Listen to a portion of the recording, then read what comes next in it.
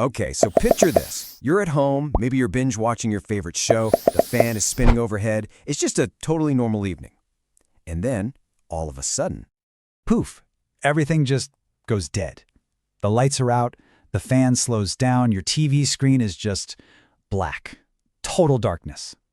but then, almost before you can even process what happened, the lights flicker back to life. The fan starts whirring again. You didn't do anything. You didn't touch a single switch. It kind of feels like magic, doesn't it? Well, today, we're going to pull back the curtain and see what's really going on. The real hero of this story, the one doing all the heavy lifting behind the scenes, is the inverter. It's basically your home's personal backup superhero. I want you to think of it like a little robot just sitting quietly in the corner of your house. Its only job is to watch the electricity all day long, just waiting for that one moment where it gets to jump in and say, "Don't you worry, I've got this." Now, to understand how our superhero works its magic, we first have to get our heads around a really basic concept, the two different kinds of power that it's dealing with.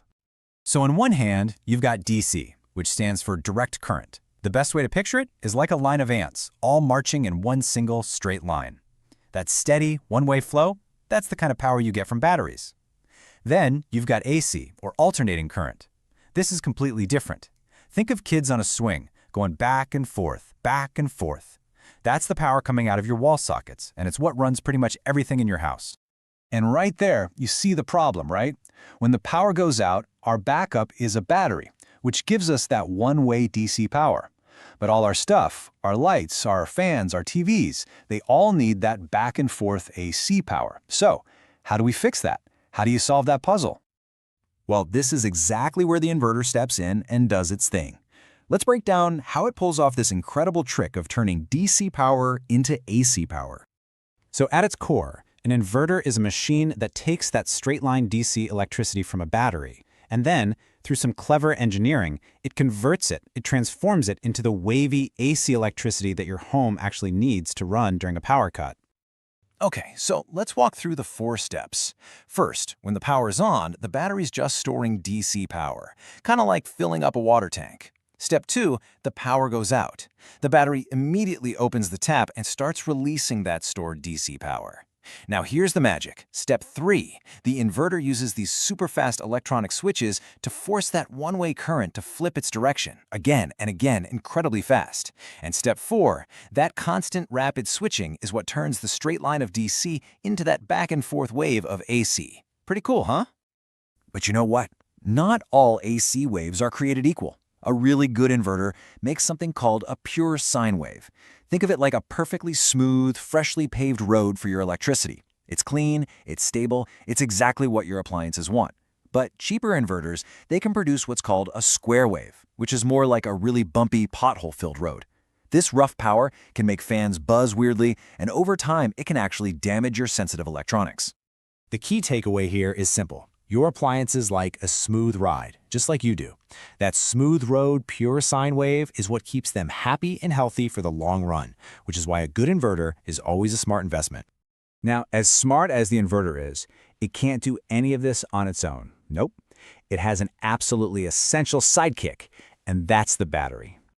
You see, the inverter is actually a bit of a multitasker. It really has 2 main jobs. When the power from the grid is on, it switches into charging mode, and its job is to act like a smart charger, carefully filling up the battery. But the second that power goes off, it instantly switches hats and goes into backup mode, pulling all that energy out of the battery to run your home. I absolutely love this analogy. If the inverter is the brain, making all the super fast decisions, managing the whole process, then the battery is the stomach. It doesn't think, it just holds all the energy that the brain is going to need later on. They're the perfect team.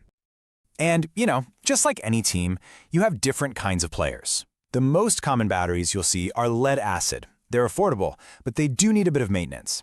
Then you have tubular batteries, which last longer and give you better backup, but they cost a bit more. And then you've got the modern ones, lithium-ion.